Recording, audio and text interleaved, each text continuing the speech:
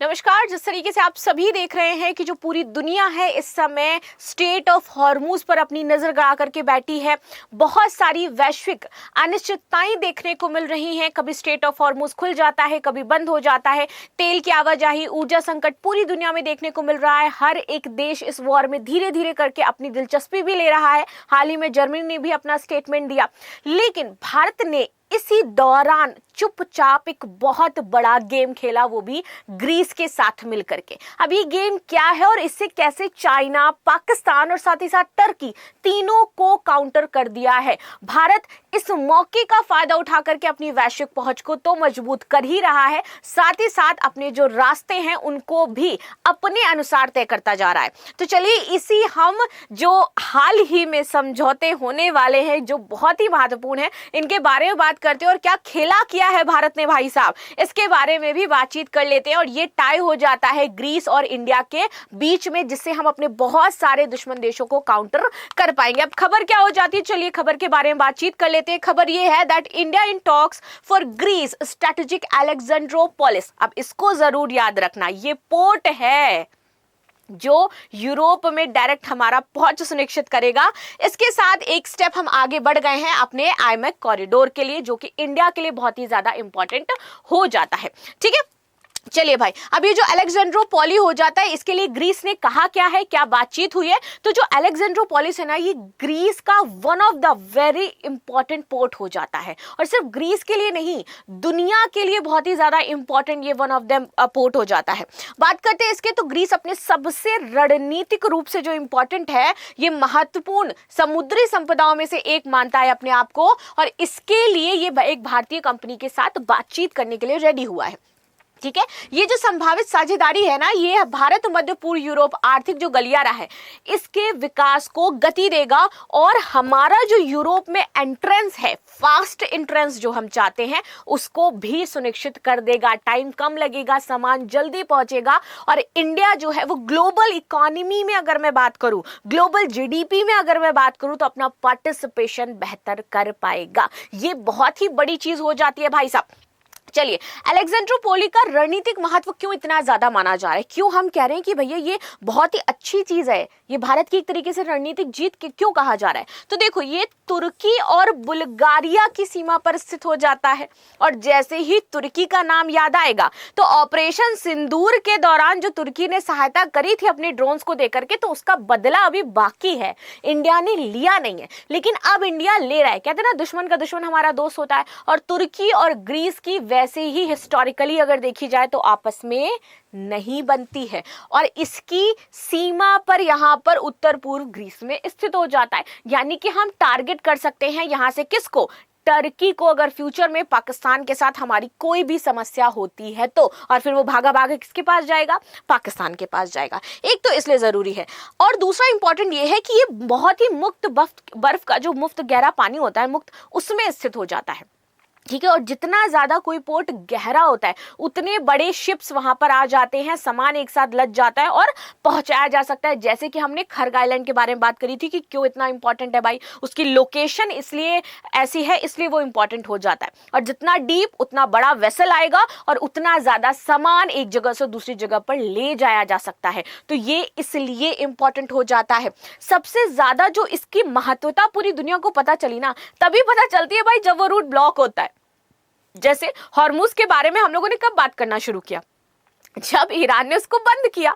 पहले खुला था, फिर बंद हुआ, फिर खोलने के पीछे पूरी दुनिया लगी पड़ी है। वैसे ही जब रशिया यूक्रेन पर आक्रमण कर देता है ना, उसके बाद इस बंदरगाह का महत्व बहुत ही ज्यादा समझ में आता है। उस दौरान बीच में कुछ समय के लिए इसको बंद किया गया, लेकिन बाद में यूज हुआ ये कि भैया नहीं, ये बंद हो जाएगा तो बहुत सारी समस्याएं हो जाएंगी, इसको ओपन करो, इसको स्ट्रैटेजिकली यूज करो, क्योंकि लोकेशन इसकी ये हो जाती है। अब मैंने आपको जैसे बताया था कि ये जो आईमैक हो जाता है ना, ये एक तीर से दो निशाने वाले काम करेगा।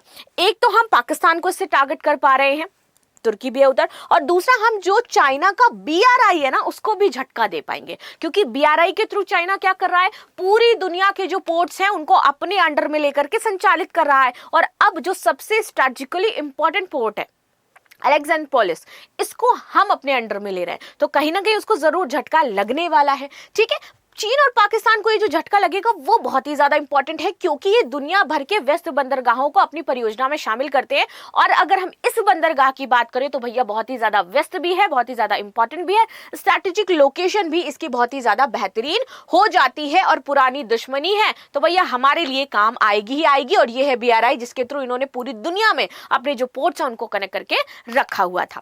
खैर, अब हम बात करें कि इस पूरे प्रोजेक्ट की जो आधारशिला है या इस पर बातचीत या इस पर कौन कौन से नेशन शामिल हो जाते हैं, तो G20 के दौरान एक MOU साइन किया गया था। MOU इन नेशंस के बीच में साइन किया गया था जिनमें शामिल थे हमारे Saudi Arabia, India, United Arab Emirates, United State, France, Italy, Germany and the European Union. तो ये सब मिल करके हमारा जो IMEC है ना, इसको डेवलप कर रहे हैं, क्योंकि वो भी चाहते भैया डायरेक्ट एंट्रेंस मिले। और देखो ये यहां से शुरू होगा हमारा मुंबई से, इसके बाद UAE में आपका जाल बेल अली हो जाएगा, अल गुआफात हो जाएगा UAE, एंड देन फिर आगे बढ़ता हुआ यहाँ पर हरादा हो जाएगा सऊदी अरेबिया में, इधर सऊदी अरेबिया में रियाद हो जाएगा। पूरा हम देखो जिस तरीके से इसको कनेक्ट कर रहे हैं, जो पर्शियन गल्फ है उसको पूरा साइडलाइन कर रहे हैं, इधर ही हमारा स्ट्रेट ऑफ हॉर्मुज हो जाता है, ठीक है।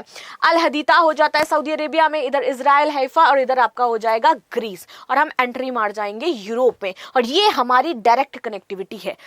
BRI को हम क्या कर रहे हैं, यहाँ पर साइडलाइन कर रहे हैं, ठीक है।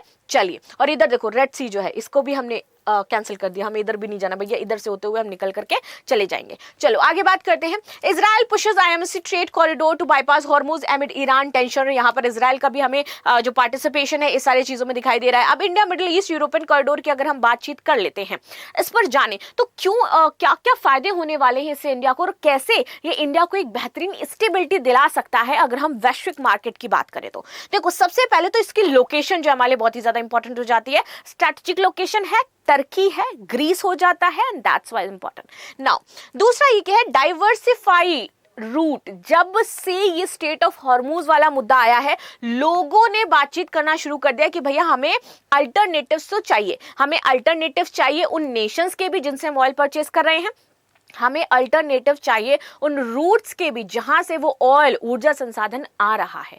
तो अब ये जो पूरा दौर है ना, जो मल्टीपोलर बन रहा है, और इस मल्टीपोलर में डाइवर्सिफिकेशन बहुत ज्यादा जरूरी है। हम एक नेशन पर या फिर हम एक पर्टिकुलर रूट पर डिपेंडेंसी नहीं रख सकते हैं। तो ये हम इसको क्या कर पाएंगे, अपनी कैपेबिलिटी डेवलप कर पाएंगे इस चीज में। थर्ड, अगर हम बात करें हिस्टोरिकल जो हमारी टाइज है वो भी ग्रीस के साथ काफी अच्छी रही है, अगर हम इंडस वैली सिविलाइजेशन के बारे में बातचीत करें तो। तीसरा, जो फोर्थ हमारा सस्टेनेबल डेवलपमेंट का जो हमारा मोटिव है वो पूरा हो पाएगा। And the fifth and very important, diplomatic implications हमें यहाँ पर देखने को मिलेंगे कि भैया अगर हमें कभी पाकिस्तान किसी भी तरीके का थ्रेट पहुंचाता है तो हम कहेंगे भैया टर्की पास में ही है, अपना बेस हम यहाँ पर बना लेंगे और तुमको यहाँ पर उड़ा करके भैया इधर उधर पहुंचा देंगे। तो इस तरीके से भी चीजें हो सकती है, क्योंकि वो फालतू की जो गीदड़ भभकी है पाकिस्तान देना बंद नहीं करता है। पाकिस्तान गीदड़ भभकी देता रहता है जब देखो तब। चाइना अपना जो डोमिनेंस है वो मिडिल ईस्ट में क्रिएट करना चाहता है और धीरे धीरे कर भी रहा है। तो इससे हम चाइना को भी टैकल करेंगे, इससे हम पाकिस्तान को भी टैकल करेंगे, और इससे हम वो नेशन जो हमारे खिलाफ जाने की सोच रहे थे उनके लिए भी अपना एक सैन्य बेस भी बना सकते हैं वहां पर। तो ये सबसे इंपॉर्टेंट चीज होगी। और साथ ही साथ इससे सबसे महत्वपूर्ण जो चीज होगी, अगर मैं बात करूं कि अभी ग्लोबल GDP में इंडिया का क्या परसेंटेज हो जाता है, तो अभी हम मात्र 7% ग्लोबल GDP में अपनी हिस्सेदारी दे रहे हैं। चाइना सबसे ज्यादा 18 है, US 16 है, UK 15 है। लेकिन इस IMEC और प्लस इस ये जो पोर्ट है, अगर इस पे हम काम करते हैं तो 2050 तक हमारी भी भागीदारी जो है वो 15% तक हो जाएगी। तो डोंट यू थिंक दैट कि इंडिया के लिए कितना इंपॉर्टेंट है। Now geopolitical and Jio strategic significance की जैसे मैंने बात करी कि चाइना का BRI प्रोजेक्ट टैकल कर सकते हैं हम। Counter the China's growing geopolitical influence in the middle east, जिसकी हमने बातचीत करी। हम सभी जानते हैं कि UAE और सऊदी अरेबिया ये अलाय हैं US के, हुआ करते थे, अभी भी है बट थोड़े बहुत। लेकिन चाइना का धीरे धीरे यहाँ पर जो पैठ है वो मजबूत हुई है, डोमिनेंस एक तरीके से क्रिएट हुआ है, लेकिन अब उसको हम तोड़ भी सकते हैं इसी का यूज करके। साथ ही साथ geopolitical stability in middle east में आ सकती है, क्योंकि हब ऑफ इकोनॉमिक एक्टिविटी हो जाता है ये। यहाँ से अगर हमें स्टेबिलिटी मिलती है, यहाँ पर हमारी पहुंच बेहतरीन बनती है, जो कि हमारे संबंध अच्छे भी हैं। सऊदी अरेबिया हो चाहे वो UAE हो, हम बेहतर संबंध बना करके रख रहे हैं उनके साथ, तो हमारी जो इकोनॉमी है वो भी बूस्ट होगी इससे। Source of challenge and conflict crisis as it has been the recent history, वो हमें देखने को भी मिला। Normalisation of the diplomatic relations किस तरीके से नॉर्मलाइज होंगे, तो आपको पता होगा कि भैया इसमें ना हमारा इजराइल और सऊदी अरेबिया दोनों ही शामिल हैं। तो इससे दोनों के संबंध और भी ज्यादा बेहतर हो सकते हैं। Reduce geopolitical dependency on the Suez Canal and the Red Sea, जैसे मैंने बताया कि अभी डिपेंडेंसी बहुत ज्यादा है हमारी स्वेज कैनाल और रेड सी पर, तो उसको हम बाईपास कर देंगे यहाँ पर। साथ ही साथ हम यहाँ पर देखेंगे Red Sea with the strait Bab el Mandeb and the Gulf of Aden is being the, यहाँ पर एक तरीके से आप देखोगे कि मिलिटराइज किया जा रहा है इसको चाइना के द्वारा through the militarized naval bases like a port of Dora, तो it will open the alternative route and transportation। China इस पे डोमिनेंस दिखा रहा है अपना रेड सी स्वेज कैनाल पर, तो हमने भैया अल्टरनेटिव रूट देख लिया कि तुम्हें जो करना है वो तुम करो जाकर के, हमें कोई मतलब ही नहीं है। एक्सपेंशन ऑफ G20 रोल, अब इसे हमें G20 का जो रोल एक्सपेंशन है वो भी देखने को मिलेगा, बेटर चीजें देखने को मिलेगी, यानी कि बेहतरीन यहाँ पर हमारा जो रूट है वो डेवलप होगा, समुद्री मार्ग वैकल्पिक जो परिवहन मार्ग है वो हमारे लिए निकल करके सामने आएगा, और जो अहम हमारे व्यापारिक गलियारे हैं जिनमें बहुत ही ज्यादा भीड़ होती है, तो यहाँ पर कम भीड़ के थ्रू हमारा सामान भी जल्दी से निकल जाएगा। ठीक है, और ग्रीस सरकार भी कहती है कि भैया जो अलेक्जेंड्रोपोली है वो इतना अहम है कि इसे बिना किसी व्यापक रणनीतिक मूल्यांकन के निवेश योजनाओं के हवाले नहीं किया जा सकता है, ये भी वो जानती है। तो ये सिर्फ उन्हीं नेशंस को देगी जिन पर वो भरोसा कर रही होगी, और वन ऑफ दम इंडिया, यानी कि इंडिया पर ग्रीस भरोसा करता है, तो ये बहुत ही इंपॉर्टेंट चीज हो जाती है।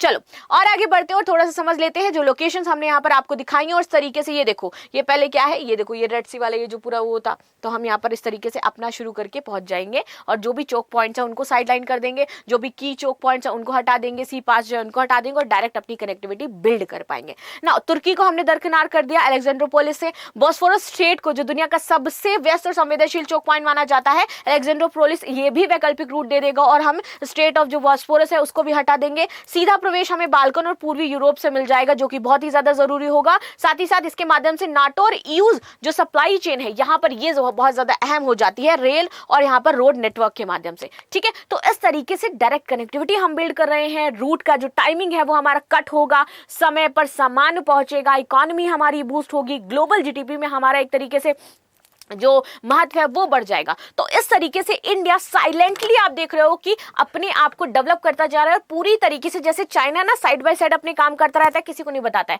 ना, India is doing the same thing. तो आपको क्या लगता है कि इस टाइप से भारत को कितना ज्यादा फायदा मिलने वाला है, और ये जो फ्यूचर में है कैसे इंडिया को फ्रूटफुल होगा, तो जरूर मुझे कमेंट बॉक्स में बताइएगा। मिलते हैं नेक्स्ट क्लास में, तब तक के लिए धन्यवाद। लाइक शेयर सब्सक्राइब करना बिल्कुल भी ना भूलें, and thank you so much.